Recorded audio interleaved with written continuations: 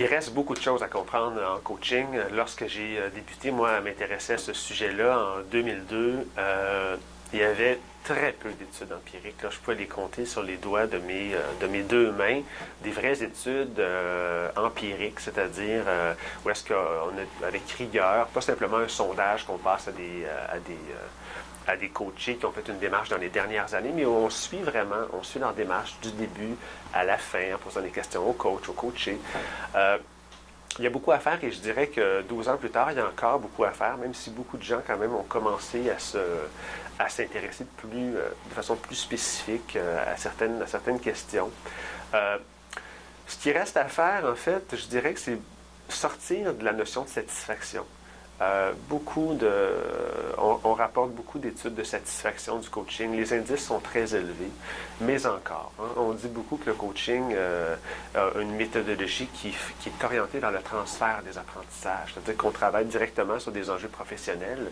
Donc, normalement, le problème de la formation traditionnelle, qui est justement des faibles taux de transfert, on apprend des choses en formation et finalement, il n'y a rien qui se passe dans la vraie vie, eh bien, c'est supposé être un problème qui serait moins fort en coaching, étant donné que toute la méthodologie est basée sur le transfert.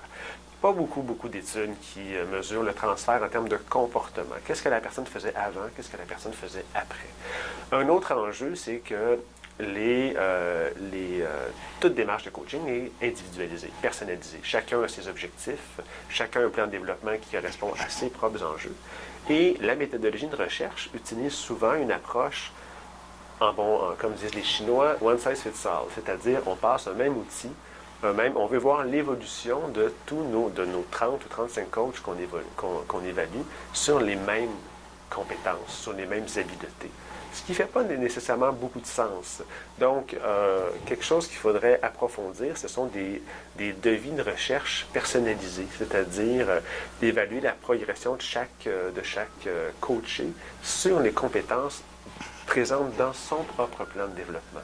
Sinon, on a une approche un peu générique, où est-ce qu'on évalue donc la progression sur des indicateurs communs, alors que tous ont des objectifs individualisés. Donc ça, c'est quelque chose qui est à travailler, je dirais. Sinon, tout le monde aimerait ça, avoir des données sur le retour sur l'investissement en coaching. À mon avis, c'est pas très réaliste de se lancer de ce côté-là. Toutes les interventions en ressources humaines ont certaines difficultés à prouver le retour sur l'investissement, mais quand on commence à parler de démarches de formation visant le développement d'habiletés très souvent d'ordre personnel, relationnel, comment évaluer véritablement un retour sur l'investissement, ça demeure très subjectif, je dirais. Donc, c'est pas un niveau, je dirais, où il y a selon moi, trop de temps à mettre, parce que c'est trop subjectif. Mais je dirais que le transfert et les retombées sur l'organisation en termes de beaucoup plus de retombées, je dirais, intangibles. Est-ce que ça augmente la qualité du climat? Est-ce que ça augmente les indices de santé psychologique? Est-ce que l'engagement organisationnel est plus fort? Est-ce que le gestionnaire est plus heureux dans son poste? Donc, des variables de ce type. Mais il y a encore beaucoup de travail à faire.